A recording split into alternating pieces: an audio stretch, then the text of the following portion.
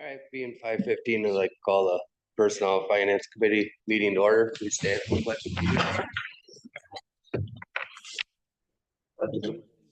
Flag of the United States of America, the republic for which it stands, one nation under God, indivisible, with liberty and justice for all. Are there any changes to the agenda? Can I get a motion? Make a motion. Second. Motion made by Bob, seconded by Mike. All those in favor? Aye. Opposed? Aye. Motion carried. Approval of the October 4th and November 8th meeting minutes. Are there any changes to the minutes? Make a motion to approve the minutes as printed. Second. Motion made by Tim, seconded by John. All those in favor? Aye. Opposed? Motion carried. Consider and act upon a claim request. Judy? So our process when we receive a claim in our office is to send that claim as the letter represents that Chad has in front of you to our attorneys at Cities and Villages Mutual Insurance Company, get their opinion on what we should do, and then it comes to this committee with their recommendation. So we would need a motion to either follow recommendation, which would be to deny the claim or to pay the claim. I make a motion to deny the claim. Second. A motion's been made by Tim, seconded by Bob. All those in favor? Aye. Opposed? Motion carried. Moving on, consider a resolution declaring official intent to reimburse expenditures for proceeds of borrowing Oshkosh Street. Judy? Okay, so Roberts has indicated that he is going to get jump started on our Oshkosh Street project starting in 2024. So in order to do that and spend money from the bonding, we need to put together, and we've done this in the past, where we do what's called a resolution declaring official intent to reimburse expenditures from proceeds of borrowing. So any dollars that we spend next year, we would use fund balance to pay for those and then pay ourselves back once we bond in 2025 for Oshkosh Street. So this is a necessary step for us to get started on Oshkosh Street and for him to be able to utilize dollars. I think a lot of that will be consulting fees to get some dollars on the table of what that's gonna look like. I realize that I have a dollar amount in here, as you can see, not to exceed $10 million. That is much higher than we will, but we've just put, and you will be working with the city through that entire process.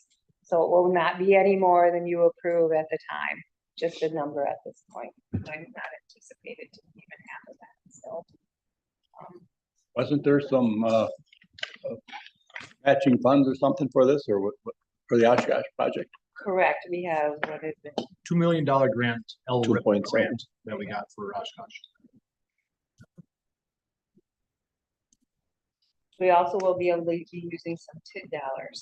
We just have to wait for and see what the construction values come in, and then how much of the road we actually utilize expenditures for from the TID district. So we will try to maximize that as much as we can And when we take a look at it. That comes from the Beckert apartment project. Beckert? That did. Correct, lot.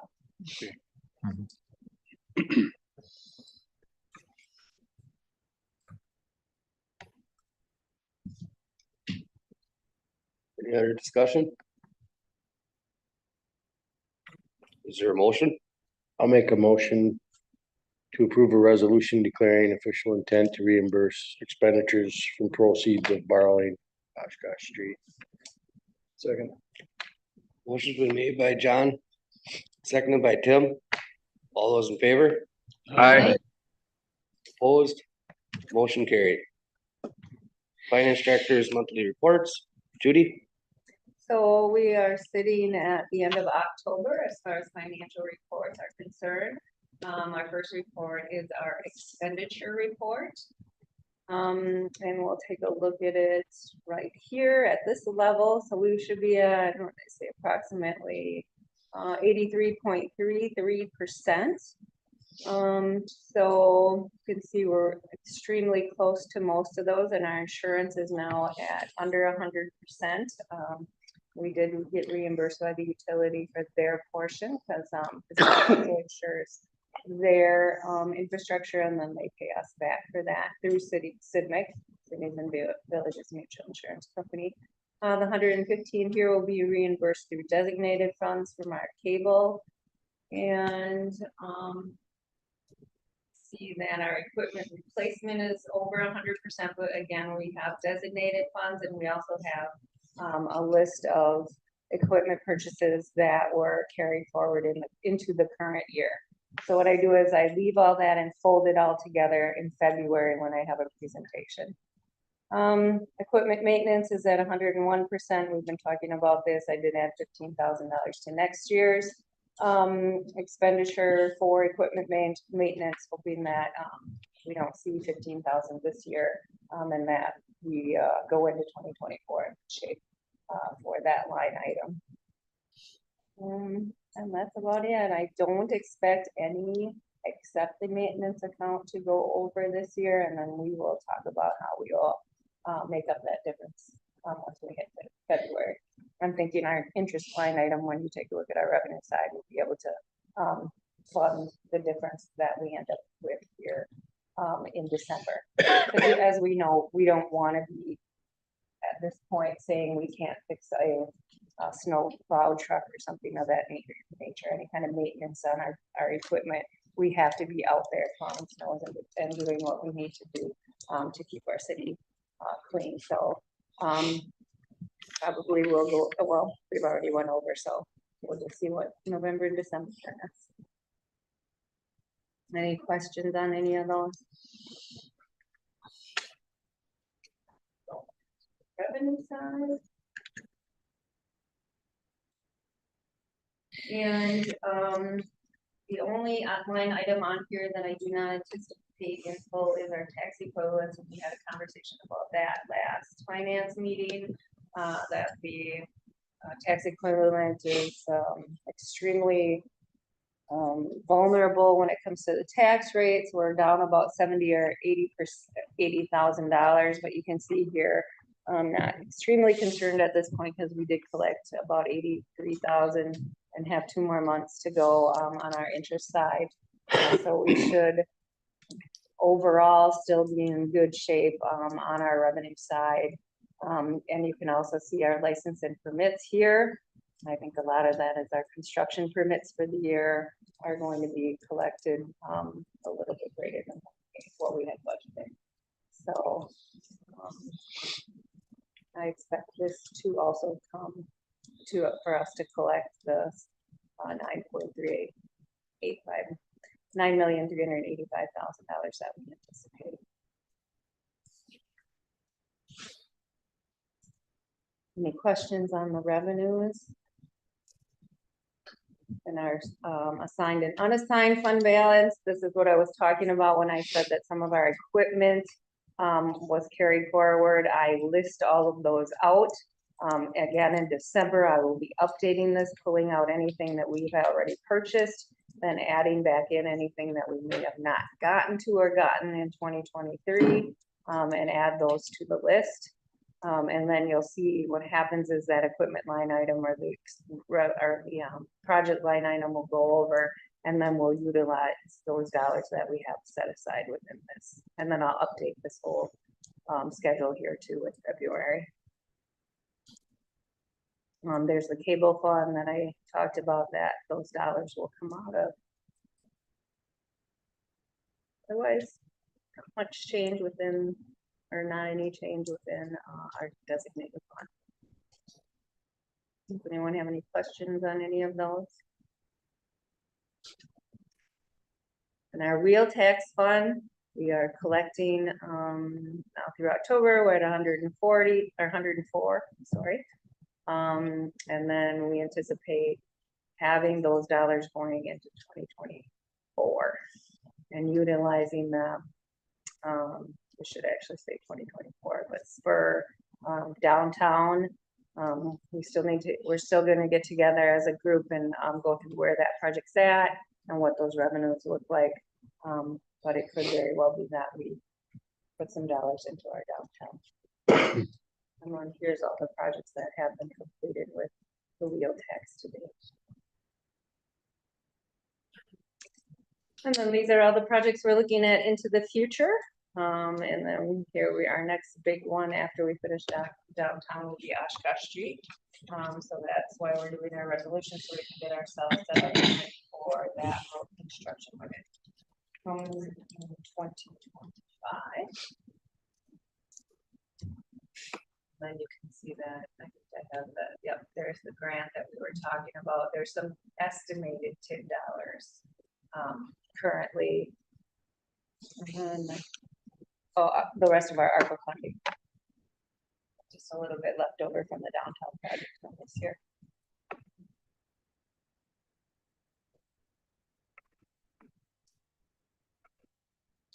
All right, then, the comparison of the 23 payable 2024 tax rates, we did go through this when I presented the 2024 budget. It has not changed. We waited until we did receive those assessed values so that we didn't have any complications when it comes to the actual dollar amount coming through, because we had some strange things going on with the huge increase in values in the state. Keeping their manufacturing at the same level. And a couple of years ago, my estimate was way off. So this year, what we decided to do is just wait for those numbers to come in. So like I had indicated, Outagamie County at $200,000, home is about 67, and Wapaka about 68.29. I did also want to share with you that I did send out, in case you get any phone calls from anyone, I did get the tax information to both counties this morning. So Wapaka County and Outagamie County are currently working on getting our information together and getting those tax bills out to the taxpayers. We do have a number of taxpayers who will call and ask what is the timing on those. So just so you know, if you have any constituents who ask you. And I just want to share with you what those tax bills are going to look like. And a lot of times that's why I do hold those tax bills, so that I get a chance to talk to you guys before you start getting phone calls on the tax bills. I think it's only fair that you know that what those are going to look like. So when we look at the tax bills, Wapaka County, we had the county go down, the city went up, the school district also went up, and Fox Valley Technical College went down. We have to also have what's called state school credits that are dollar for dollar for the school district. Those went up about 20 cents. So when we look at $100,000, and the lottery credit also went up, and the first dollar credit went up for our residents. So when we're looking at the Wapaka County side, $100,000 home value on the Wapaka County side will see $1.74 increase. A $150,000 home will see about $27.99 increase. And I don't have any of this up there, because if I put it in your packet, then people are gonna see it before it comes in their mailbox. So I'd rather I communicate this with you, and they get their stuff in their mailbox instead of on the internet. And because we know there's all go on Facebook, that they're not saying, oh, sure, you can share it with them, but you can't share it with us. So kind of in the know before they're in the know. So in case you get the phone calls. And then a $200,000 home on the Wapaka County side will go up about $54.23. Just to remember, there's a lot of things going on within these tax bills, and sometimes it's easier for me to explain that. So please be, willing to have people call me if you don't want to explain to them why things are up or down, or what things are going to look like. 'Cause even at so let's say that Wapaka County has, their tax levy is $2 million. And they have all these jurisdictions, and we are the biggest one, the city of New London. But a township could grow much larger and much quicker than the city could. And what happens is when they take their tax levy and they push it off to the communities, the city will get less of that and the town will get more of it. So there's a lot of things going on when a tax bill gets pushed through. So it just won't make a lot of sense to people, and sometimes I can break that down and share that with them. I know sometimes townships will grow very, very quickly and all of a sudden their tax rates will go up immensely and they're like, why? Why did my tax bill go up? My assessed value hasn't changed, things of that nature. And with the city growing as much as it is very well likely that maybe we take on more of those levies at the county level than we have in the past because we're growing quicker than all the other communities. I just want to know there are a lot of pressures within that tax bill that a lot of people can't quite grasp. Outagamie County actually, so their county actually went down, but not at the same rate Wapaka went down. So Wapaka went down about $50. They went down about $17. So their down was much smaller in Outagamie County side than the Wapaka side. Again, the city went up 60 cents, the school went up $1, and then Fox Valley Tech went down. So on their side, on the Outagamie County side, the $100,000 home went up $33.06. $150,000 home went up $74.97, and a $200,000 home went up $116.87. So you can see there's a big difference, but it has a lot to do with all the players within that tax bill. So I just wanted to let you know what those were going to look like, and I would anticipate that the county, actually Wapaka County was visiting with me tonight before I came in, and they said we're first tomorrow morning, so those could very well be in mailboxes on Friday or early next week, Friday, Saturday. Anyone have any questions on any of that? Again, if anyone has any questions and you want to shoot them my way, I have no problem with answering those questions for taxpayers. Oh, and I did want to share with you the assessed values. So this is what in the city of New London, the assessed value for Outagamie County went up to almost $340,000. And the assessed value for Wapaka County went up $3,122,800. So you can kind of see what that looks like.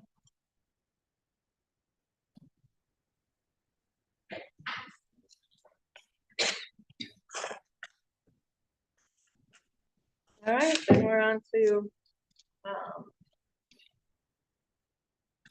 November, what we've been doing in November, I guess.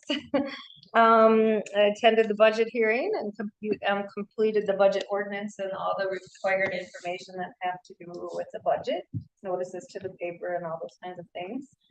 I received information from the state and the taxing jurisdictions, and then like I talked about, I calculated the tax roll and sent that information over to the counties, and that's where it's sitting right now. I filled out and submitted required TIN information to the state. So we have to let them know where those TIN districts are every year. And I have to fill those out prior to the tax levy because it also has dollar amounts within that levy. April and Missy completed the special assessments to both of the counties, and I did look those over. I attended the CIVMIC board meeting and reviewed their annual budget and approved the annual insurance policies. Johnson and Black, our auditors, were in touch with me and we set our audit date. So we have 2 dates set this year, actually. They did 2 back-to-back, one remote and then one in person. So the 27th will be a lot of remote work, and then the 28th they'll be here in person. And then, as you know, things get busy in our office at this time of year, so we're just gearing up for all kinds of things here at tax collection and just making sure we're making all our deadlines with payroll and accounts payable and all those things. communicating with our department heads and letting them know, make sure you're purchasing the things that you'd like in this budget and don't try to purchase them in January, because you can't do that. So, just trying to keep that communication open that, it is the end of the year and the end of the budget cycle, so.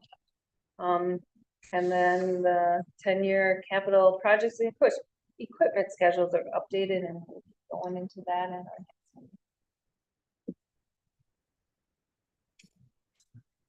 All right, any questions? If none, oh wait. Next finance meeting will be February 7th, or if a need arises earlier. I look for a motion to adjourn. Make a motion to adjourn. Second. Motion made by Tim, seconded by Bob. All those in favor? Aye. Opposed? We are adjourned. All right, for those on Zoom, we will take a minute, reset, and then go into our capital projects committee meeting.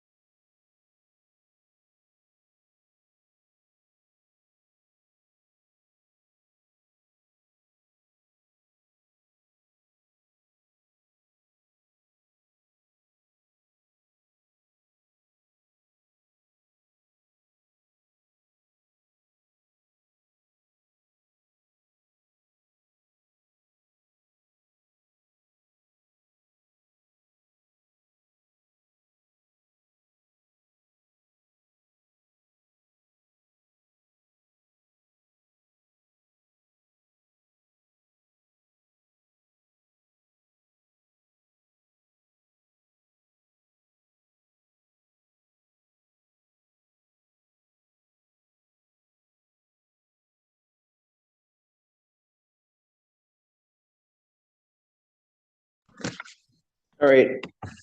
In 5:37, I'd like to call the Capital Project and Equipment Committee, December 6th meeting to order. Did the pledge ready? Is there any changes to the agenda, Trudy? Okay, I'm looking for a motion. Make that motion. Second. Motion made by Mr. Bisas, seconded by Mr. Barrington to adopt the agenda. Any other questions? All in favor signify by saying aye. Aye. Opposed? It's adopted. Next is the leased vehicle presentation. Robert?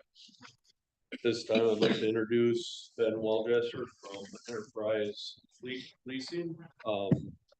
He'll give a brief overview of what Enterprise Fleet Leasing is and how it can help out the city. I'll turn it over to you.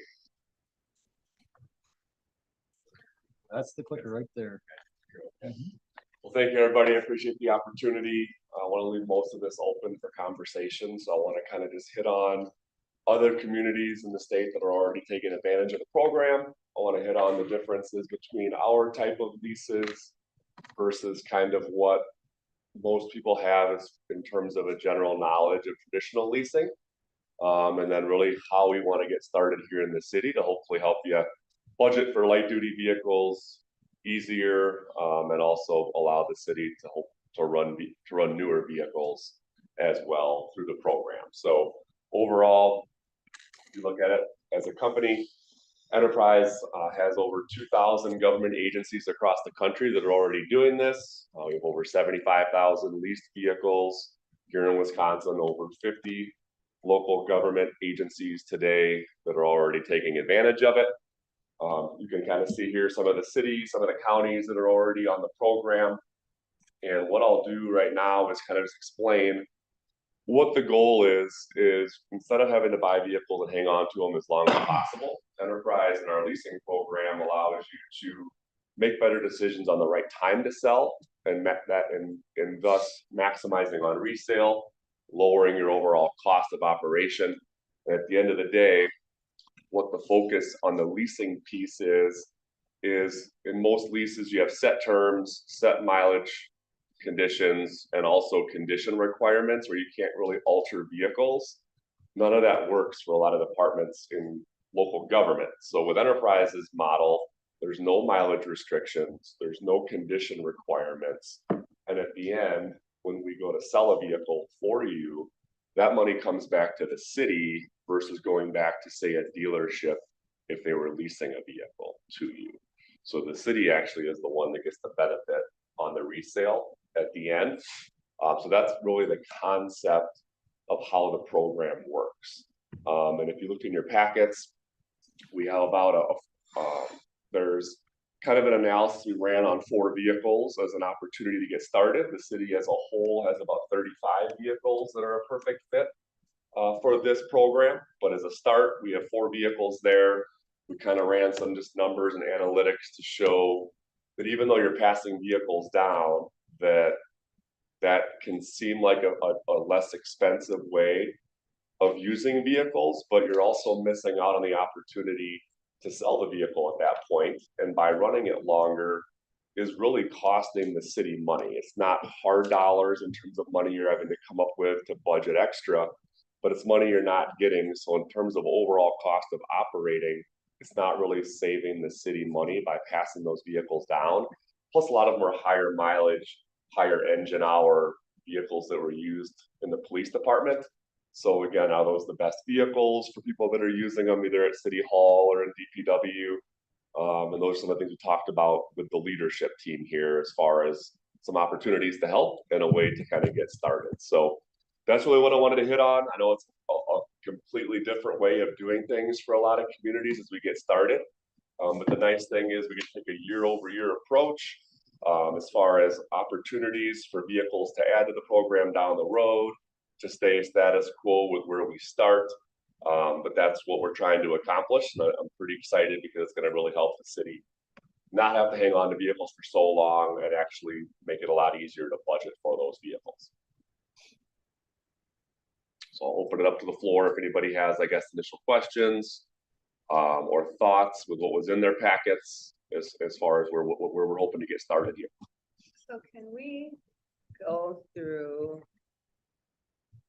these 2 pages? So explain to them what the vehicles are that you're looking at. Yeah. And then how the dollars and cents work. Sure.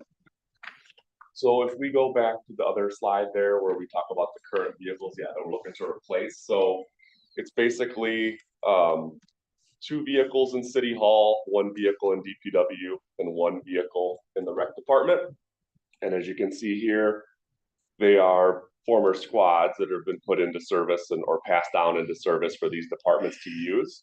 And all we did was just to make sure, or at least to, I guess, make sure that everybody's understanding or looking at all the cost involved with the pass down strategy, is that you can kind of see the value today of these vehicles. 4 of them are worth about $37,000. If you were to have sold those back in the years that you passed them down, you can see 2018, 2022, 2016, and 2022, and the miles that were on them at that time, you'll see what the values were at that point.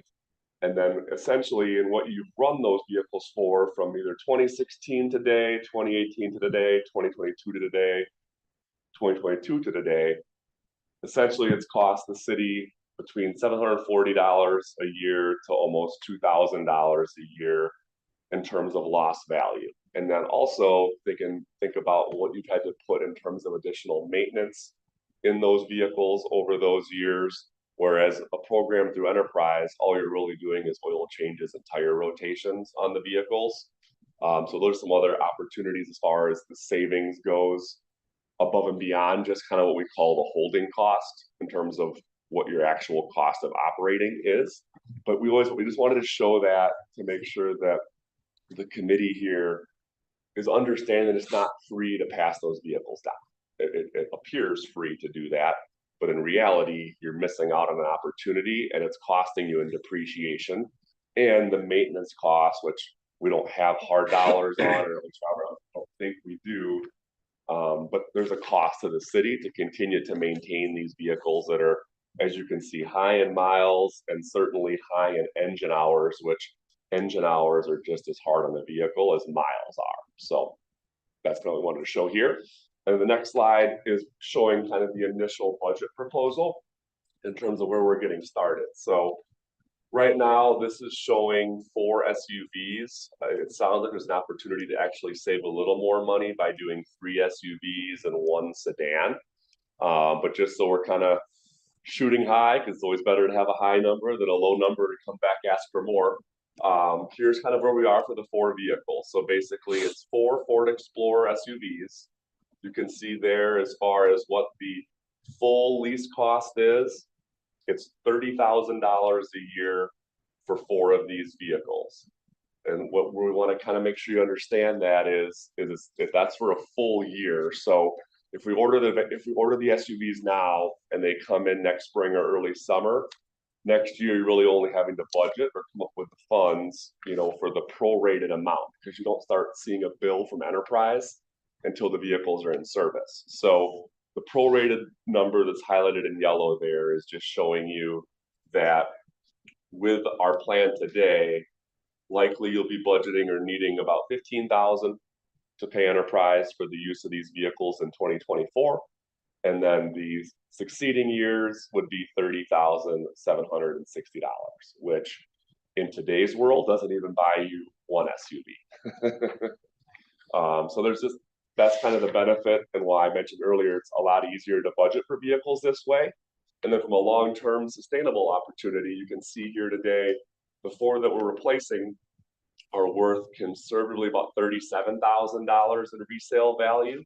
If you go to that green box, which is the estimated equity at term, and this is where I was mentioning earlier, where the city is the one that retains the resale rights.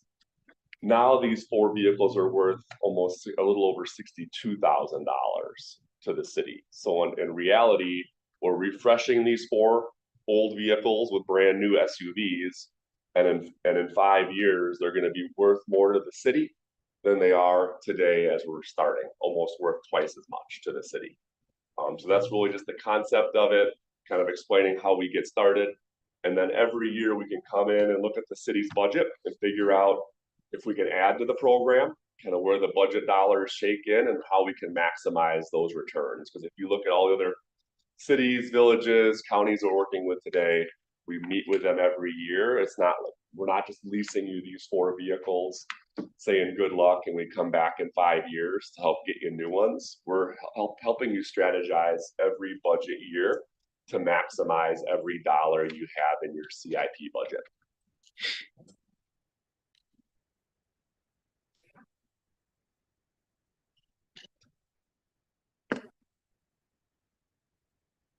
Any questions? Anybody have thoughts on what we're trying to accomplish here?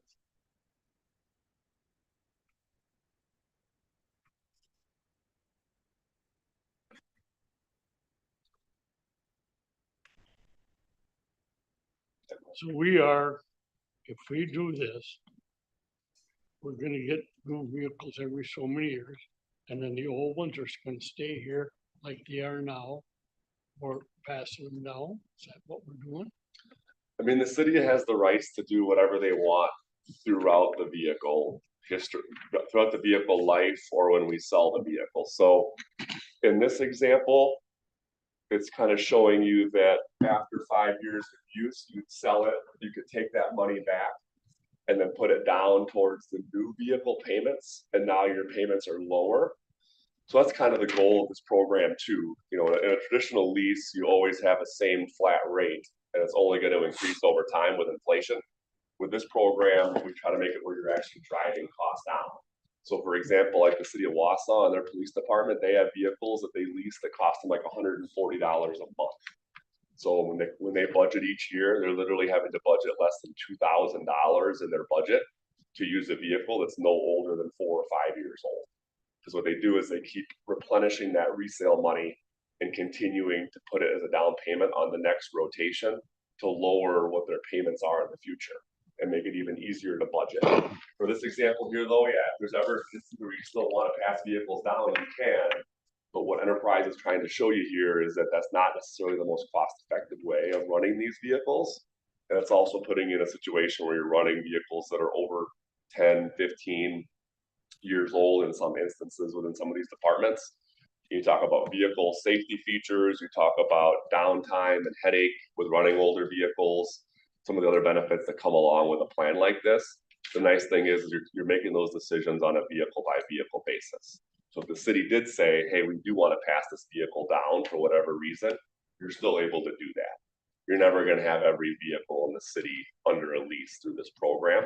It's just figuring out how to maximize every dollar that you want to spend each year in budgeting for these light duty vehicles. It's a lot easier to do it when you're budgeting $7,700 a year to get a new vehicle versus budgeting $40,000 a year to buy a new vehicle.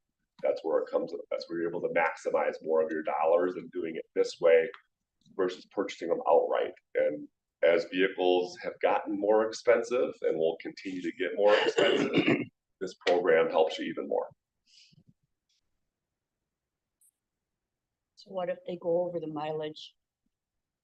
That's 10,000 a year. Yeah, What happens if they go over that? so basically the only implication to the city on mileage is the resale equity. So if you drive more miles, it's probably going to be worth a little bit less. If you drive less miles, you're going to have more than the 62,000 in resale value. So that's the only impact on miles to the city. If you look at the history, and especially these departments and how they're using them, 10,000 is high. A lot of these departments aren't even breaking 5,000 miles a year. So we're always kind of conservative there as well. So in reality, as we play this out, it's very likely that these vehicles will be worth way more than $62,000 in equity to the city. But just know that at any time, if you wanted to change rotations or change where you're using the vehicles, that's kind of the nice thing about cities, right? You're confined to a certain area. There's only so many miles you're going to drive, with the exception of police. They're the ones that are going to drive the most miles.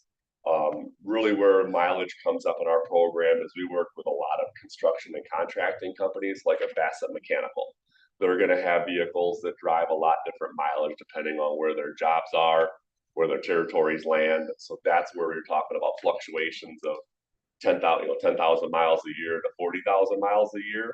With a city, you're probably talking between like 2,000 and 10,000 miles a year, and that's not going to make a huge impact on resale. A good question, because yeah, I mean, this is the mileage piece of it. All it really dictates is what the vehicles are worth. And you also have the ability to replace these vehicles sooner. We've done that a bunch for local government. You know, they have a 4 or 5 year lease, but we can sell it after 2 years. And if we can almost get that, equity per vehicle, which is a little over 15,000, if we can get, let's say, 14,000 in equity on that vehicle just 2 years in, well, the present value of cash would probably make sense, because you can take that 14,000 and lower your monthly payment after 2 years versus waiting 5 years to lower it. So we're doing all of that strategy for you when we meet with you every year to make sure that each year you're deciding on, yep, let's continue to run it, or no, let's go ahead and replace it and lower our costs going forward and lower that recurring budget obligation. How are you determining equity? Are you using a third party like Kelly's Blue Book or something like that? So the equity is based off of a depreciation percentage. So we just write a lease down. A lot of these vehicles, you're probably writing it down to like a $7,000 payoff, in that kind of range, 5 to 10,000.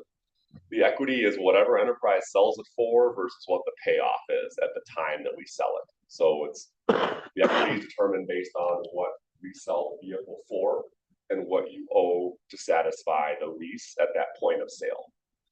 So even if you were, let's say you were 2 years into this, the payoff might be, if we're just kind of using round numbers, after 2 years, your payoff might be, let's say, like $16,000.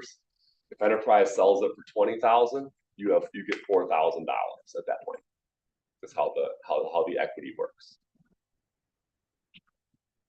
The nice part for you, though, obviously, with having the $9,000 down from selling the other 4 vehicles, is you're already $9,000 into the depreciation of that vehicle. So from day one, let's just say in 2 days you wanted to sell it for whatever reason, you're going to have money coming back because of that money you got down.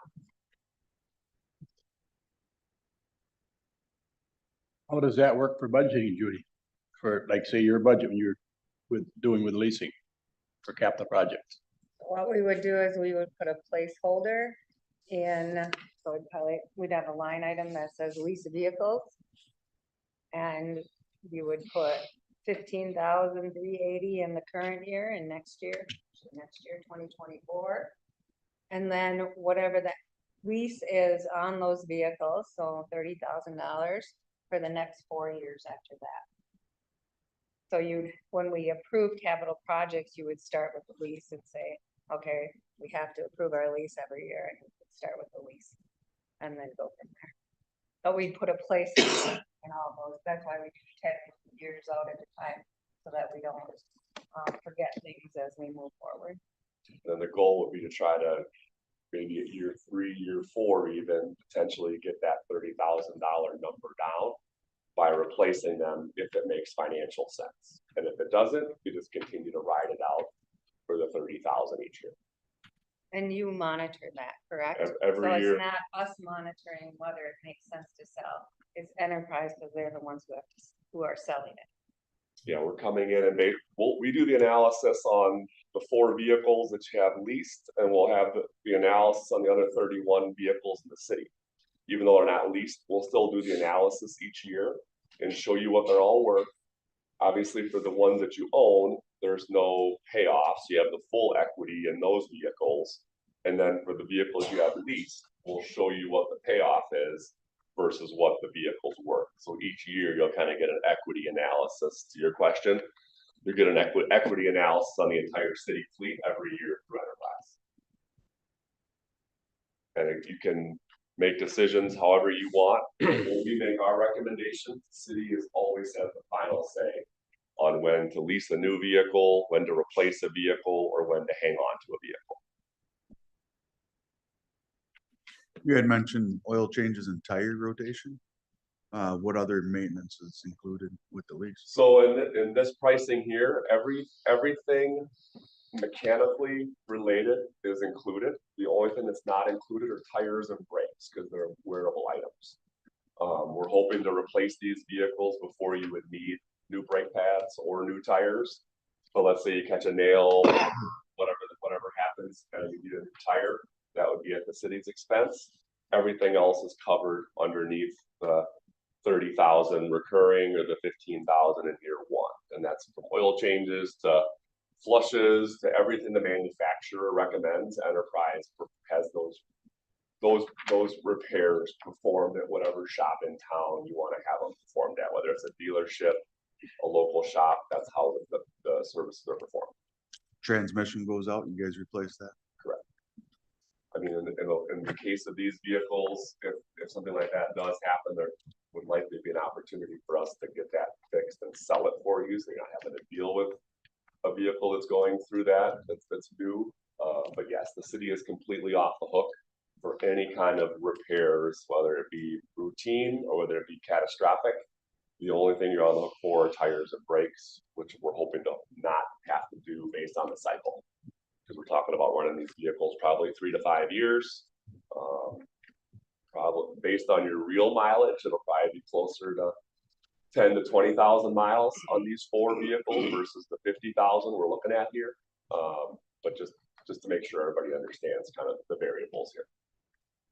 And if say these vehicles where they have so much trouble finding vehicles right now, I mean, you're out sometimes 6, 8 months on the vehicle that you ordered. How would that work if, say, one of the police vehicles go down? What do they get for a replacement vehicle? Yeah, so I mean, we work with a ton of sheriff's departments, a ton of local police departments as well. I mean, a recent example, Langley County just had one of their squads totaled out. Luckily, nobody was in the squad when it happened. We have dealerships all over the country. We were able to replace that squad right away for them. Now, that's not the most cost-effective way. We definitely always want a factory order when we can and place them through Ford or through Dodge or through GM, depending on what squad preference you have. But I mean, as squads get more and more expensive, this program makes even more sense because squads nowadays are almost double the cost of what they were 5 years ago. It's a lot harder to budget. So we've had a lot of local law enforcement agencies take in this program. And it also helps having enterprise when you order vehicles too. I mean, we're the largest individual customer of Ford, of Dodge, of GM. So when it comes time to getting priority, knowing when to put orders in, enterprise has all of that knowledge. Not saying that we have special, we don't have any special interest with them. We're still a family-owned company. It's privately held, so we're not having somebody put money in our pocket to push a product. But those types of relationships help us when it comes to getting vehicles built and getting them built in a timely manner. Chief, what's your take?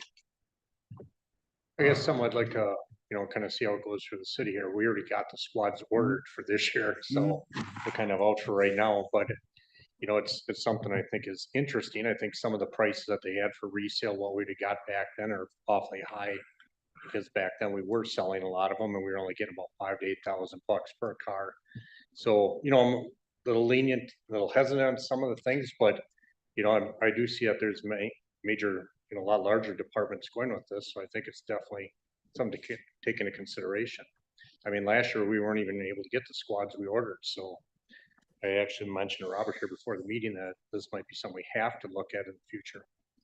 Or to be able to get the squads. And if you ask, I mean, I can certainly give you references. People can't believe what Enterprise gets in resale returns on some vehicles. I mean, just off the top of my head, Grafton Police is one of them. I mean, they were blown away by what we get resale for. So, I mean, that's a big thing. I mean, Enterprise has to be really good at buying and selling vehicles. That's how we make money as a rental car company. So what you're getting the size of a $35 billion company to do that for you. So that's kind of what Enterprise is. That's really what you're getting by partnering with us. Is you're getting our size, you're getting our resources, and you're getting our ability to do a lot of these things that local government you're not specialized. You're not specialized in buying and selling vehicles. That's what Enterprise is really good at doing. When maintenance is needed, where is the closest dealership that they would have to go to? I can send you kind of the preferred shops as a follow-up. We have shops all over the state that are set up on our program already, but I can definitely send that as a follow-up. When you showed us a list of the local government customers now, I know it's hard for you to throw a percentage out there, but what percentage actually annually keep into the program versus getting out of it? Yeah, it's a great question, and I'll be honest. I mean, I've been with Enterprise now for 14 years, and I've been selling to government for almost all of that. The only counties or cities that have stopped the programs are ones that have not listened to our replacement recommendations, and it's pretty simple, right? Because they're paying Enterprise and they're paying the interest for something that they would have already done without us. Those are all just additional costs. What offsets those two costs to the cities and to the counties is by selling more frequently and selling for more money through Enterprise. So that's really the bottom line. I mean, of all these here, there's probably 4 counties that have dropped out and not one city has dropped out. And I took those counties out. And those 4 counties are ones that they signed up for the lease program, they wrote them to the lease term, and they bought them out at the end. And so when you're doing that, you're not taking advantage of resale and you're not taking advantage of those dollars that Enterprise is bringing back from that standpoint. So everyone on this list orders through us every year. There were a couple bumpy ones in there that kind of joined our program in the middle of a model year in the middle of COVID, where we weren't able to place the vehicle orders when we wanted to, and it wasn't their fault or our fault. It's just a matter of when we partnered with them. That didn't get their first round of orders through us, or they were delayed in getting their first orders. But anybody on this sheet right here that was working with us at the time of that model year ordering and placed their orders and we told them to, they all got their vehicles and they got them in a pretty fast manner. Okay, thanks. So that's back to the strategy piece. Because in the good old days, 5 years ago, you could order vehicles 300 days a year. You could order them whenever you wanted to, and they'd come 2-3 months for the most part, as far as order delivery. Now, I mean, there's models that you guys use in this city that if you don't place those orders in the first 3 days they open up, you ain't getting it. So that's where enterprise comes in, because we're knocking on all the doors of all of our government clients when it comes time to those order windows. Making sure that, hey, what do we need this year for this particular model? Let's make sure we get those in, this week. So that's what enterprise is doing for you, kind of behind the scenes, where you guys just don't have time or probably the desire, want to be doing that kind of stuff. I mean, that is the ultimate, I mean, everything sounds good to start with a new new proposal or project, but it's the people that keep coming back to it that show you that if it's worth it or not, Chief's got a question behind you. So when is it that you typically suggest an order the vehicles? Like, for example, I'm guessing right now, if we would order new squads, there's a chance that you might not be able to get them, or we won't get them until June, July, August, possibly next year. So when do you typically recommend, so that we know if we want to jump on a program like this next year? Are we looking at talking in June, July to order in August? Because I know this year, I think it's the beginning of September, beginning of October that they opened this. It was this all year. goofy this year for Yeah. squads, was what they did with all the cancellations. They did all the 23 cancellations, moved to 24s, and then the 24s were a short window. Yep. 25 is the redesign, so it's gonna be a little bit fluctuating. The manufacturers are not the best at communicating in advance. I mean, we talk to them every day from our corporate level, so if they have something set in stone, we're the first ones to know it. So what it would look like here, if we get started with these 4 vehicles, when we're meeting with Robert or whoever else is involved, with the enterprise relationship, we'd be sure to kind of elbow him when it's coming time for pursuit rated vehicles to be looked at. Would that typically be next summer to next fall? I mean, we probably would look at it initially in the spring as kind of what your initial plan looks, what your initial thoughts are, and then we'd be able to focus in and kind of hone in once the pricing is firm. That's been a challenge in the last 2 or 3 years, is that they're willing to take orders, but they're not necessarily telling you what your discounts are or what your firm price is. So a little bit of that we're hoping is going to start to go away. We've already heard some really good things from really all the big 3 that, because everything's based on allocation right now, even for a pickup truck. If you want a GM pickup truck, you have to get allocation and approval through GM to order that truck. So that's hopefully going to start to loosen up here as we look at kind of your next budget year, 2025. But we're going to be ahead of the game by meeting with the city in the spring.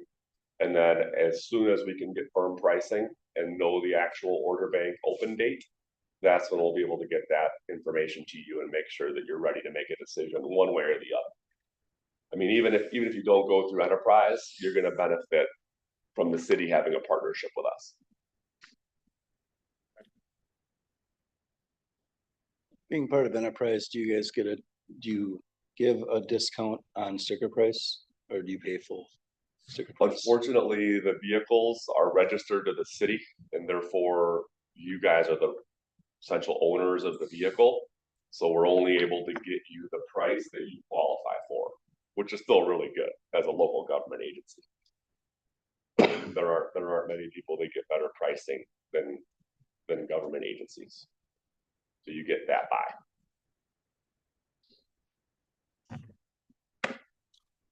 And one of the things when we were looking at this, because obviously Ben brought the proposal to kind of look at our entire fleet, what we thought about, if we're gonna do this, let's dip our toe in the water. Let's try it. So that's why we're, trying it with a narrow window of vehicles to see how we like it instead of just jumping in with our entire fleet. So that's why you see it's, proposing 4 vehicles to start off with to see how the program works. I told you I had to do 16, so we're working with a 25% toe in the water. Kind of going back to Tim's question on the routine maintenance. You said that you have some maintenance shops in the area that you could recommend. Yeah. Are there any in New London that are on your list that you're aware I mean, of? do we have internet access in here? So we could actually pull it up right now. Let's go to efleets.com. And then my next question on that is, if we don't, Find location. This one? There you go. Compare location. That's how. Just pull Down to the highlighted left. one right now. Oh, right here. So, yep. Go there, and then just type in zip code, and then if you look at 10-mile radius, search it. So these would be the shops that are already on the program. So they're- Okay, so we do So have some here in town. Yep. Okay. Those are all within 10 miles of the zip code. So all of those shops will already know what you're talking about when you bring an enterprise vehicle in. They do it by VIN number. So basically, as soon as you bring a vehicle in, they call Enterprise, they read the VIN number. Enterprise looks at the history of that vehicle and make sure that we get everything performed that needs to be performed. So it takes away maybe some negligence or just things that you don't need to be keeping track of here internally. Safety recalls are all tracked by Enterprise. So if you have safety recalls, you'll know when those are completed or open and need to be completed. All that will be handled by Enterprise as well, or helping at least communicate to you and tracking for you.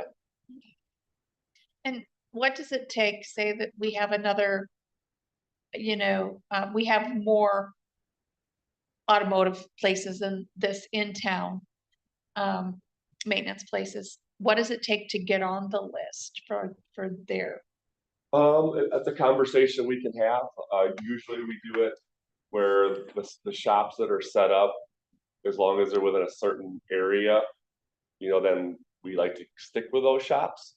But let's say you have a need in the southern part of the city there, and you don't want someone to drive to Hortonville or have to come to the north side of town, and there's a shop that's alone there and would provide, convenience. We can certainly look at getting them set up on the program as well. Okay.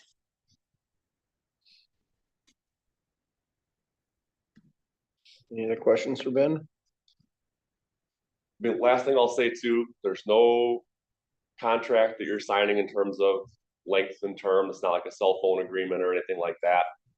There's no volume requirement either. So at any point, you can continue the relationship and grow it with more vehicles. At any point, you can kind of stay on pat with the first 4 that we've started with, or at any point, John, like I mentioned to you, if for whatever reason you no longer want to be a part of the program, all you do is just continue to make the lease payments until they're paid off and you own them. Or if you want to just get out entirely and do the payoff, you always know what your cost is to kind of buy a used vehicle from yourself, if you will, because as you're making the payments, your payoff is going down. So if at any point, for whatever reason, the city decides to pivot and go a different direction, there's no penalty. You know what your payoff is. You pay Enterprise that amount, and you go back to the way of doing things that you have for a long time. How big a vehicle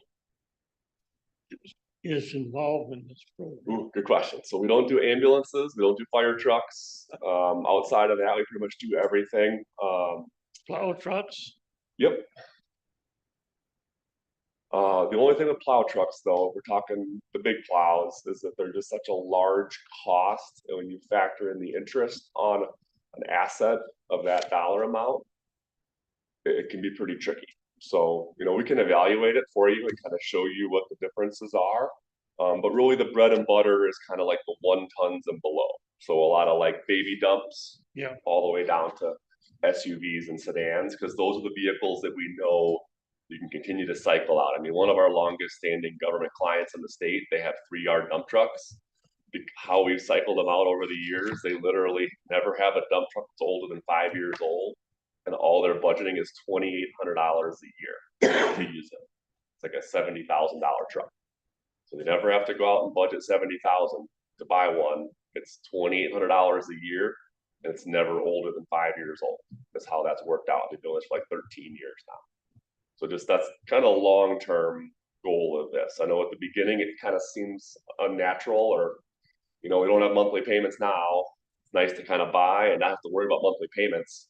But this is kind of what the ultimate goal is to continue to compound that resale, continue to lower what your monthly payments are. And at the end of the day, when you look at it, you add up your monthly payments and you subtract the resale value you get back in the end. I can't tell you over the last 3 years how many vehicles we've shown that have either made money, or they've driven revenue, because they're getting back more in resale than they spent in lease payments, or they're in that kind of $1,000 to $3,000 a year in cost, which again, that's running new equipment with new safety technology. And it's really hard to buy and hold a vehicle and beat $1,000 to $3,000 a year on your own.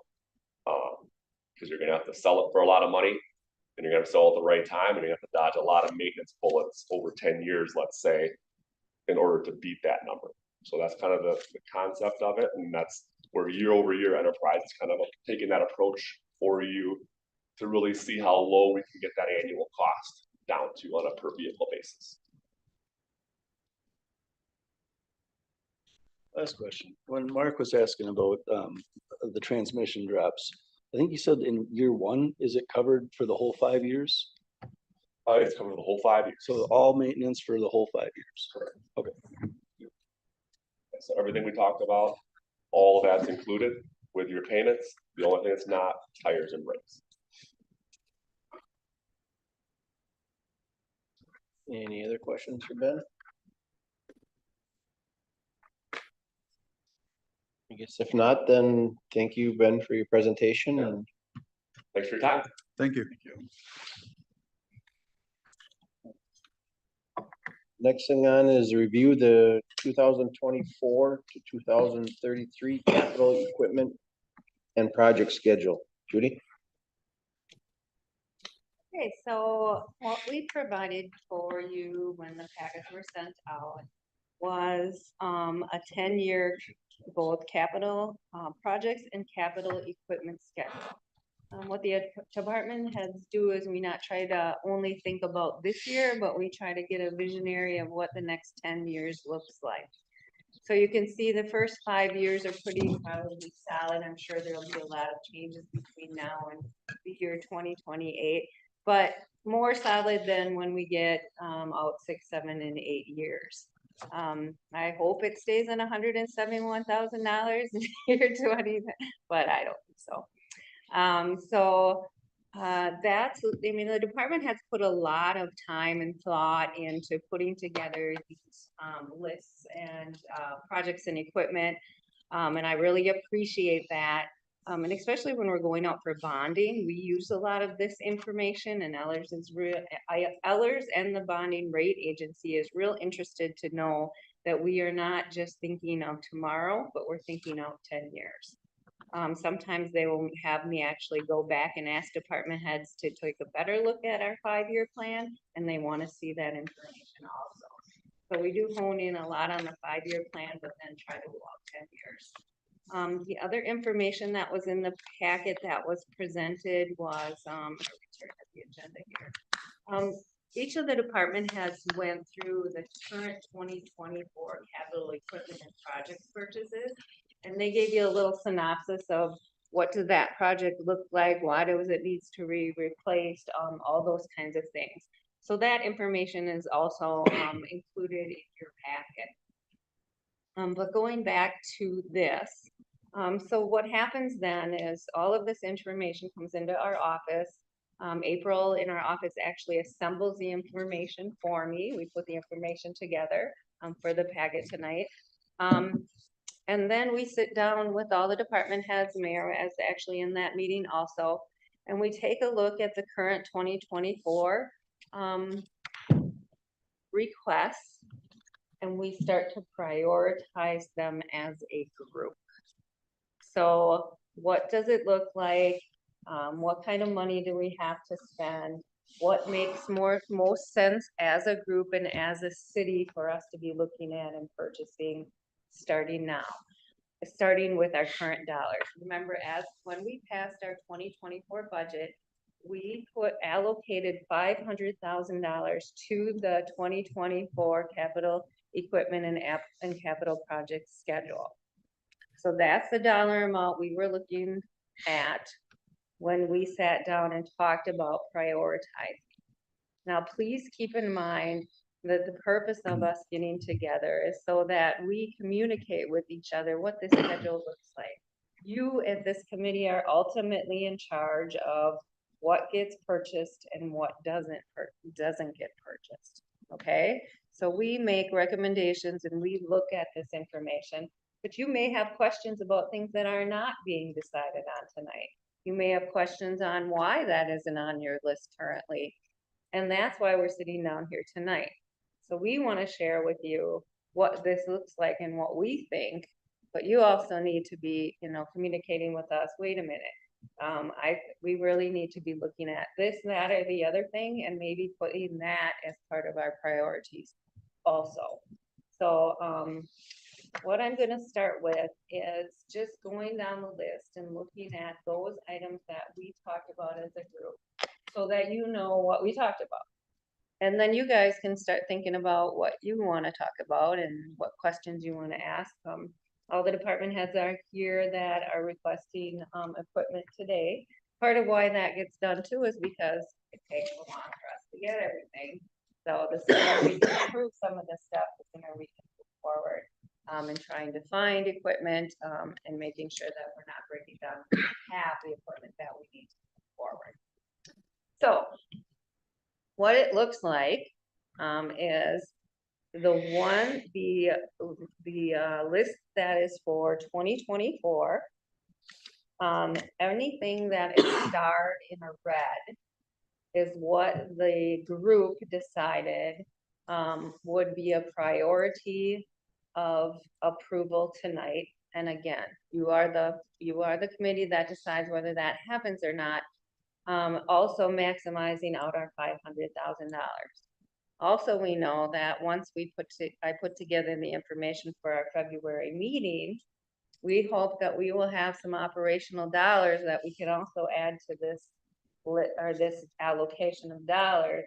And then we can move forward on another capital projects meeting in February and make other decisions about moving forward and prioritizing and adding to the list of capital equipment and projects that are completed. So just so you know what that process looked like. What we could do is take a look, and as you can see in the enterprise fleet lease is the first item that we have on our list. When Robert initially put together the dollar amount for this lease, he was looking at a year. And that's why you see the dollar amount of $27,000. The actual dollar amount, as they talked about tonight, was $16,000, knowing that those lease vehicles would not come in until later, or half of July, I believe it was. So half of the dollar amount for 2024. So that was one of the items. So I'll just go through all of them, and that way if you have more questions or any questions of the department heads, we can do that first. Then there's a loader, plow and wing. And then we have a brine storage tank. And then a 1968 Leighton roller. This will be used. And then for Parks and Rec, they have a batwing mower. Police, for police cars. He also does have some dollars that are carried forward from 2022 for vehicles that still has not They were received. canceled on us. They're canceled. So those squads we will not get, that's why we had to approve it earlier this year. To get into that small window, to be able to order them for 2024. So all the squads that were ordered in 2023 throughout a lot of the Fox Valley were canceled. So now we gotta order them for 2024. And when are we anticipating those to come in? Do you have any idea? I don't know, we ordered them the first day they were available. I don't remember if that was September, whenever it was. So I'm hoping February, March, but I mean, we've had some years we get them in January and some years we get them in August. Would that be an advantage going with the leasing? Like, That's what I don't know. That's what I was asking about when they'd have to order them. I'm guessing if we ordered those today, we wouldn't get them for 2024. And that's why I said, I was kind of wondering what the window is that they want to hear. So and he also was talking about, not being able to get some of them last year because of them being canceled depending upon when they were ordered. So it's definitely something to take a look at in the future. I was just telling Robert after he left, find out what the rotation is that they do with squads, because I can't believe it'd be a 5-year rotation, which our lease I'm sure would be much higher than what theirs is, because we're probably putting on probably 40,000 miles a year versus they're talking probably 20,000 and 5 years. So I think it's definitely something to keep in mind here and something to look at. I'm not sure that we would be able to do anything this year. I would be probably looking at 2025. Okay, and the next item is the air conditioner. The air conditioner went out at the police department, and the chief and I had a discussion about this. It was close enough for us to be able to place it on this list, but there really isn't too much question about the fact that they need a new air conditioner over at the police department, so. I'm hoping that Open the windows passed up. tonight. I'll tell you what, this summer it went on right before we hit that like 100-degree weather. And in my office, it was 85 degrees for almost a week. He was over at City Hall a lot. Yeah, Why did he put so many miles in the car? exactly. And then our interdepartmental, which is computers and technology, we have the firewall and our Laserfish upgrade. And Missy is here if you have any questions on those. And then the other two items under the projects were street and sidewalk patching. So those are the ones that in our group that we discussed and prioritized to be taking a look at tonight for approval.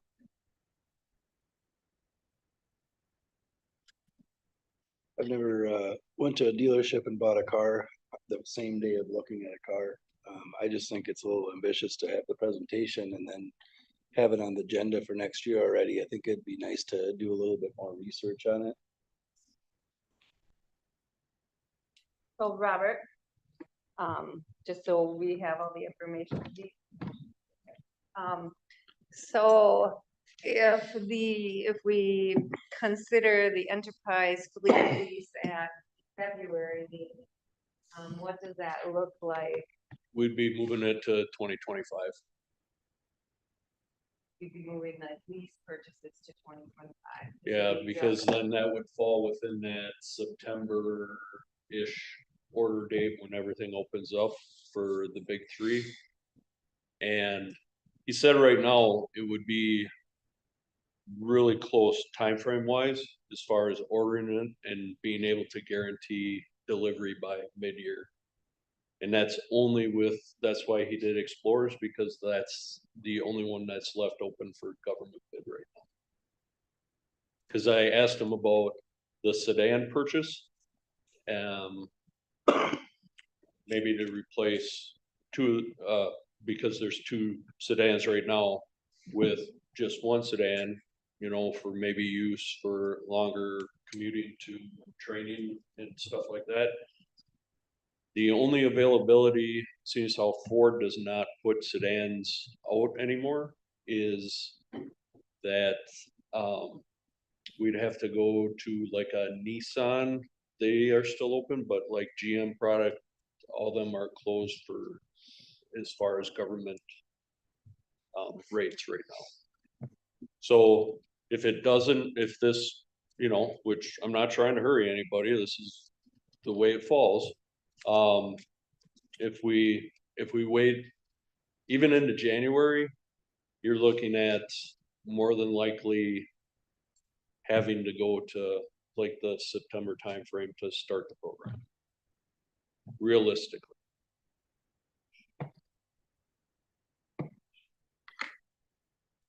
Aside from police vehicles, what are we looking at needing to replace? Like, do you have if you went down a little bit, was there a bigger list of? So the vehicles are Wants. on the top, so the vehicles end here, and then we go into capital projects. So as far as ordering things and getting things, this is where the department heads, correct me if I'm wrong, have the most difficult time. Do you have that, there was a slide where we had all our vehicles and how old they were, wasn't there? At one point, didn't you have something?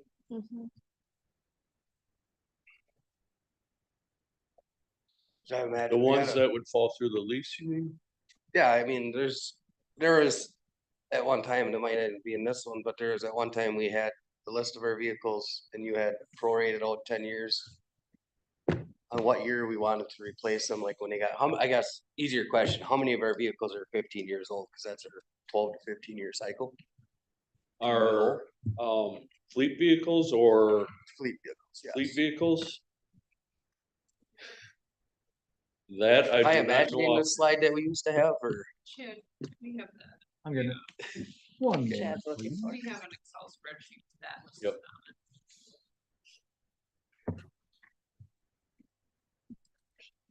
just because that might make sense. Years old, buy it, I agree with Tim. Hold on something. 10 minutes after presentation.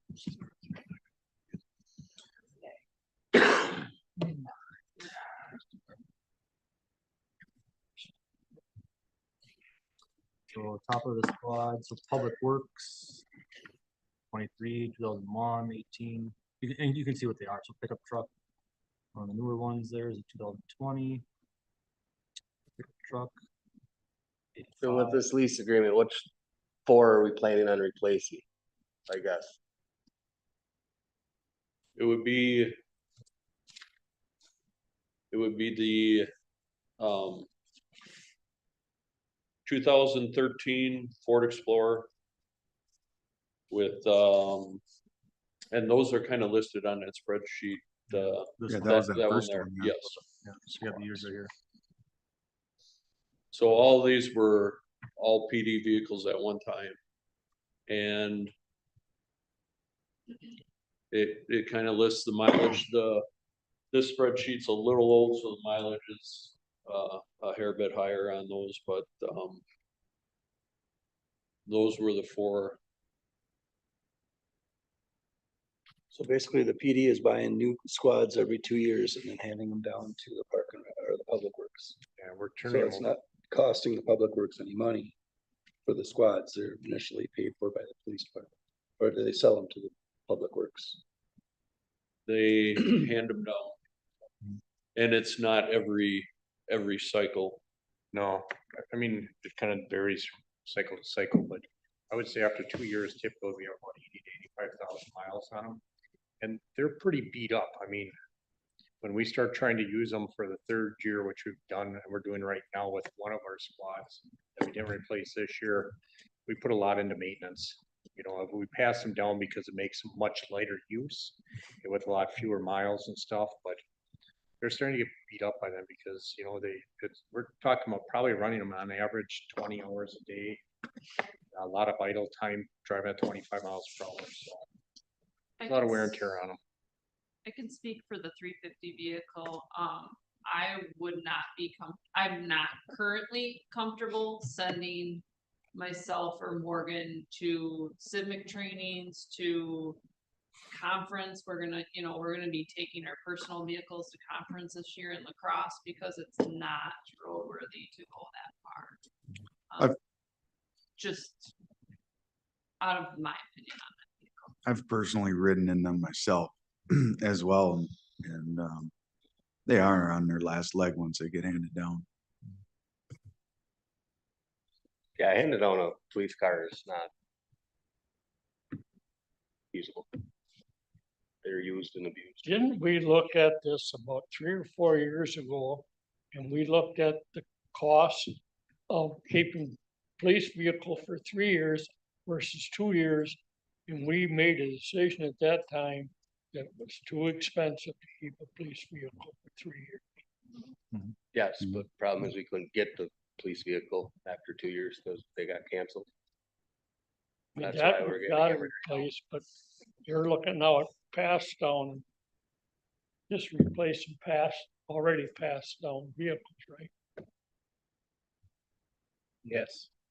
So I understand this. We spend 27,000 to enter the lease agreement. Them vehicles are still ours and they're saying we can sell them for 37,000. No, how it would work is they would take these four vehicles. They would do the selling, use that 37,000 as a down payment to lower the actual lease payments that you would have. Okay. For the new ones. Correct. Yeah. And one thing with the police vehicles, specialized, anytime they need brakes, they're probably 2/3 more expensive than regular brakes that you get on a vehicle. I had trouble with my directional on 201. And because of the switch over that they do, I don't know if they have flashing lights in the front versus the directionals, but just that harness assembly that was malfunctioning was $360 some. So there is quite a bit more cost in fixing interceptors versus standard vehicles. I just don't see us spending $27,000 a year on repairs on 4 vehicles when they were given for free from the police department. I mean, they're all about 100,000 miles. I mean, those are half of their life. I mean, most vehicles go for 200,000 miles nowadays. Not a They're police car. driven way different than. It's not like driving a personal car. I don't think them vehicles would ever get 200,000 being all the idle time and pretty much strictly 25 or under. And one of the points he made in the program is to start off with a little bit more, but the goal of this, the goal of their program is to resale it at an optimal time. And they have the history or whatever to maximize the resale so that you're turning that back on to the next vehicle on the purchase price and lowering the annual cost of that vehicle. Like he was talking about, some of those vehicles are, $2,000 a year to lease, from year after year. And then you're not doing the maintenance, you're not working about the other stuff. So again, you guys have to decide if that's a program you want to try, but that's the point of this program moving forward. I'm gonna put it to you like this too. I drive a forklift at my day job. I drive that way different than I drive my old grandpa truck. It just is what it is. I think we have to look at engine life as well as miles. Because engine life, they're probably running those cars, what, 18, 20 hours a day? And we talk about our vehicle, we can get 200,000 out of it. Yeah, but what do we run it a day? 4 hours? 20 5 minutes. hours?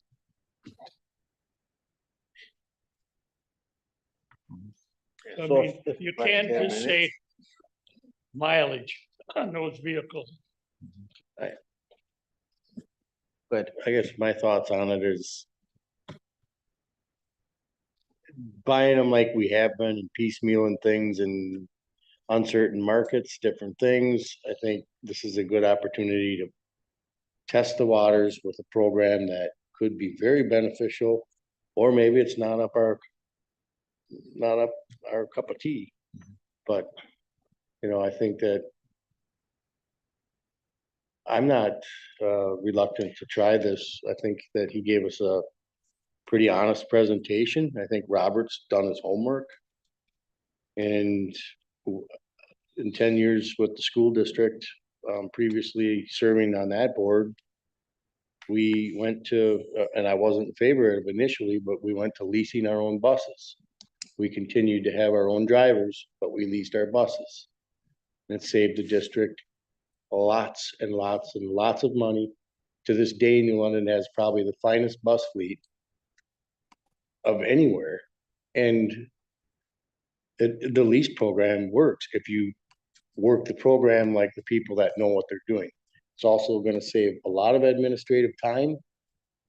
Chief Schleter or whoever or whatever staff person has to deal with buying and selling cars and things like that. That's not what you pay a person that's,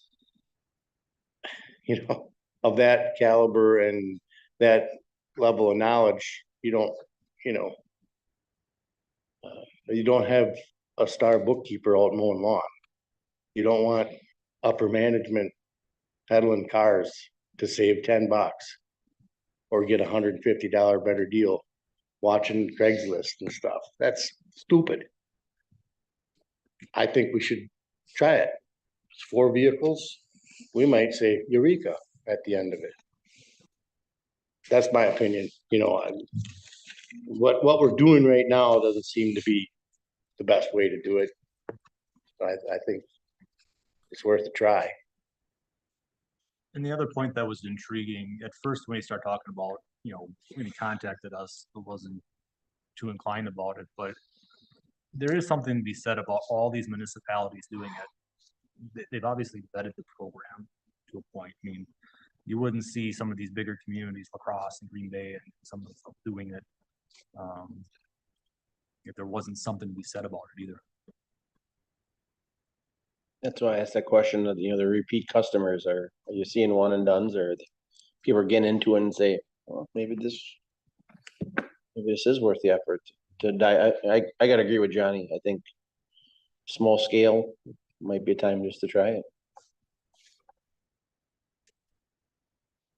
Would it be eventually worked into the budget and not in capital projects? We don't want it in our operational budget. We want to continue to have this in our capital budget. And I did have that conversation because it was one of the questions. And I had the question, is this going to be added to our operational budget? I asked the auditors because I didn't want the lease payments to have to be included within our operational budget. And he said, no, those can be in capital. Because it is a capital purchase. It's depreciable asset for us. Anything in our operational budget is not depreciable. But that, you'd have a known amount every year of what that's gonna be. So I'd like to see is how much we've spent on new vehicles, minus the police department, because I'm also interested to see how they're gonna turn them around and what it's gonna cost. But what we've paid for in new vehicles, say over the last 10 years compared to what this is gonna cost over 10 years. But I agree, I think we should start it with a small amount of cars and see where it goes. Didn't he say it was? I think over time, it's gonna save us a ton of money. Didn't he say 16,000? Something instead of the 27? 16, correct. 16, that's what I thought he said. So you're looking at 16 investment. That's with the $37,000 of assets being turned in.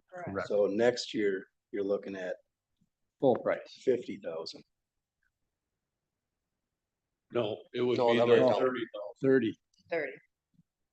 Yeah, 30 was the max. What is that? This one? In the lease agreement right there, there's $9,000 down per vehicle. per vehicle, so that's what that 37 is gonna get the payment part of it.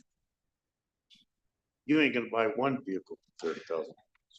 But you got 10 years out of that interceptor. How much you just stick into it?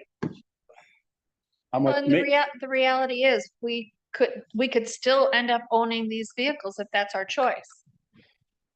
So if this is what we're paying for them, and we decide at the end of 5 years that we don't want to continue with this, we just buy them out ourselves. And we will have that information as to what that price would be. So it's kind of a lease to own agreement. Well, it is a lease to own agreement, or a lease to sell, and it's our choice.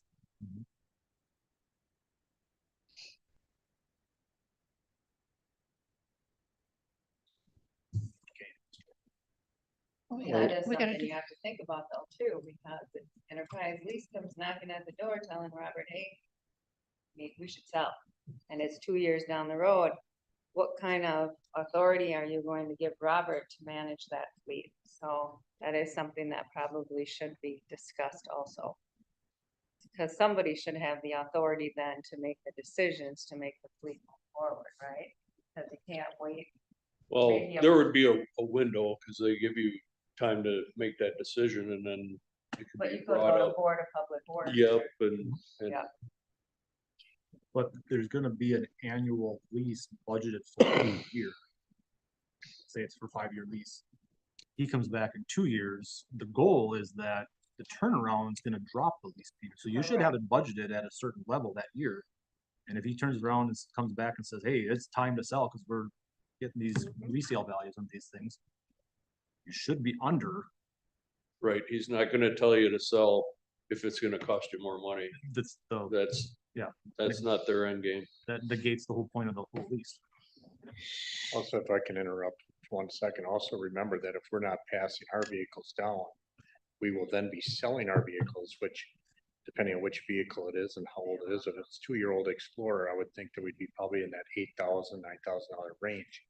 So on average, we would be selling probably 2 vehicles, which generates $18,000 back into the budget for Judy, that otherwise when we're passing the vehicles down, we don't see, which might help alleviate some of that extra money. And if you lease it, you're gonna get more money when they sell it than what you are if you sell it already.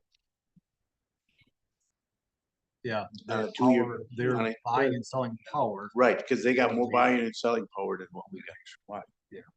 So Judy, would And I that, can tell you those police squads, people like, I don't know I don't what know it why, is but about them, but they get. They knew how they're driven, they won't like for them, so that, them 2 squads that hypothetically we're talking about selling, that money will go back into the capital fund? Okay. Where do I we get our didn't- current vehicles from? Do we get current vehicles from Brick, local businesses? Both. So that's gonna affect. And businesses that's in where our town. you, I believe he told me that's where we end up taking delivery from. Now, whether they get their government chunk from that, I'm unsure, but I know you always take delivery at the local places, where you usually purchase. And we have them local ones are in their fleet management. Preferred places too. So where do we go from here, Judy? So. I guess, is there anything on the list on the current 24, I'm talking, yeah, next year, actually 2024 list, that anyone has any questions about? Otherwise, what we could do is go down and make a decision on those that are in red, highlighted. Whether or not the committee is willing or wants to, or have the department head go ahead and start the process of purchasing those. We're just and talking about the red starred ones. You Yep. are correct. You go department by department? I do have one question. Go down a little bit, please, Chad. Was that? Go down just a little bit. There. The yearly computer is not highlighted. Okay, so there's 3 items on here. That one is already covered through the maintenance budget. That one, Okay, the firefighter equipment at 10.5 and the radio equipment at 3. So those, so those will are not- already, correct. okay, because I was a little nervous if we're gonna approve something Yes. else and not have something we need yearly. Yes, correct. So I assume at this point, should I go 1 by 1? Yep. Is it gonna be a, Yep, the only 2 that I would put together is the technology one, the firewall and the laser fiche. okay, And then the street sidewalk program, but otherwise I would 1 by 1 with a dollar amount, estimated dollar amount of. So the first one is 16 instead of 27, but otherwise the dollar amounts are listed. are we going to have an individual vote on some of these, or how is it gonna work? Yep, every single one of them. It's gonna be like a round table? Yep. Okay, No, No, just, Just a each yea one, or each no? line item needs to be a separate vote, but it's just, just yes or no? Okay, I didn't know if it was gonna be, all right, A voice vote's fine. yep, I'll make the motion for enterprise fleet, please. Second that. the motion was made and seconded. Motion made by Mr. Dorsey, seconded by Ms. Croy for the enterprise fleet lease agreement of $16,000. Any other discussion? Well, are we doing 16 or 27? We don't know. 16 Okay. next year. 16 because of the mid-year thing. All in favor signify by saying aye. I, Opposed? Nay. 1 opposed, so 9-1. Motion carried. Next one, looking for a motion for the next line item. So moved. Second, Motion made by Mr. Barrington, second by Mr. Dorsey to approve the loader plow and wing for a total of $58,000. Any discussion? All in favor signify by saying aye. Aye. Opposed? That one's carried. Looking for motion on the next line item. Right. Brian, It would be the brine storage tank. I'll make that motion. Second. Motion made by Mayor Mark, seconded by Mr. Dorsey to approve the brine storage tank. Any other discussion? All in favor signify by saying aye. Aye. Opposed? That one is carried. I would look for a motion on the roller. make the motion. Motion made by Mr. Biswas, seconded by Mr. Ritchie to replace the 1968 Leighton roller, number 218. And that would be with a used one, Robert, Correct. for a total of $65,000. Any other discussion? All in favor signify by saying aye. Aye. Opposed? That one is carried. Next, I'm looking for a motion for the Batwing mower.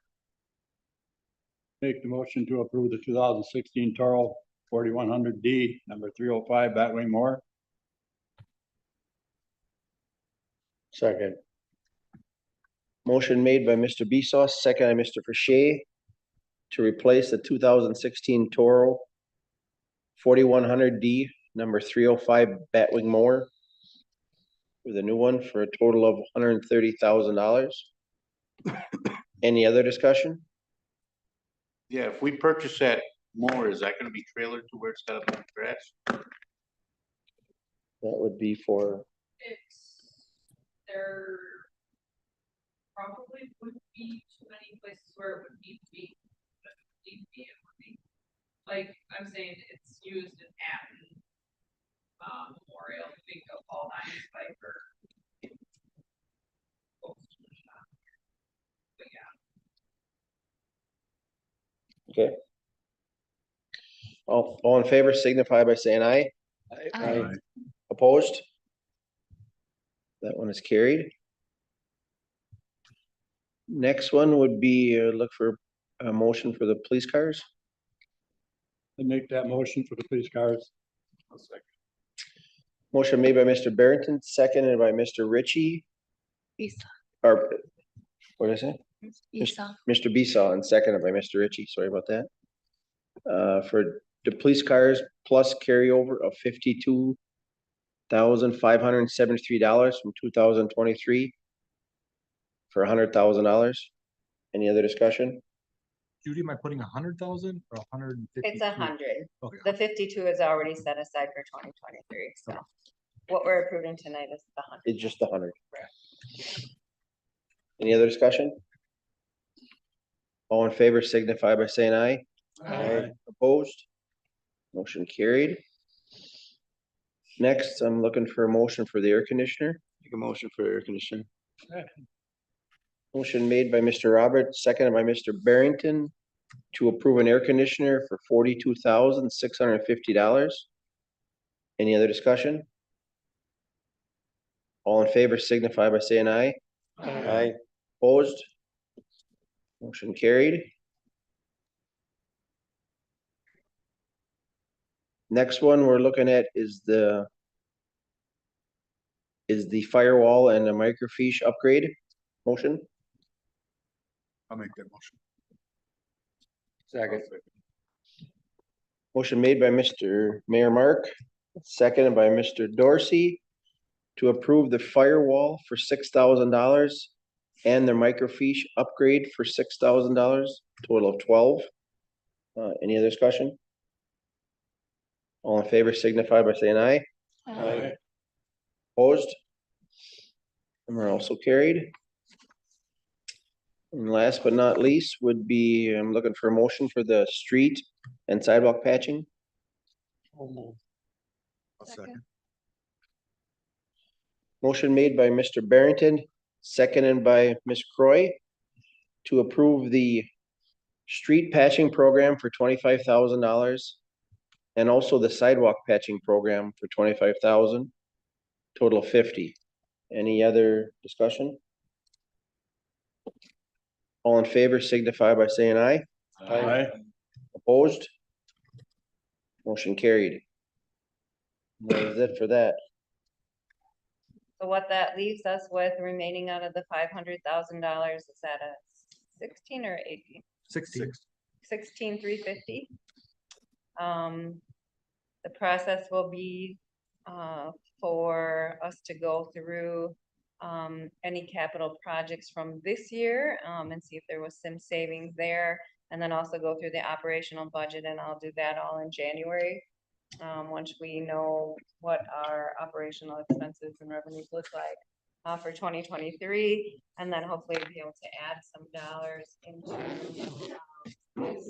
capital projects and equipment schedule, and then we'll come back together in February if that works for everyone, and that's Mr. Haas will go through a date and time for that. And then we'll come back together and take a look at the projects at the bottom and some of the capital items, equipment items also at that time. Okay, sounds good, Judy. So I guess next, is schedule the next meeting. So it would be, again, following the finance meeting, is that February 7th is what we're looking at? I'll go to that. So it'll be February 7th. So we'll again do back-to-back, finance and then capital, because I'll be going through the financials actually at that meeting, and then we'll talk about designating some of those funds. Anything else? I guess at this point, Robert, I just want to thank you and your crew for that. You know, I realize that was a tough thing that you guys, that snow plowing them leaves back. And after that last meeting, I see the crew went out there and they did the best they can. I just want to thank you. Okay, other than that, motion for adjournment. Motion adjourned. Second. Motion made by Mr. Roberts and seconded by Mr. Pache to adjourn. All in favor signify by saying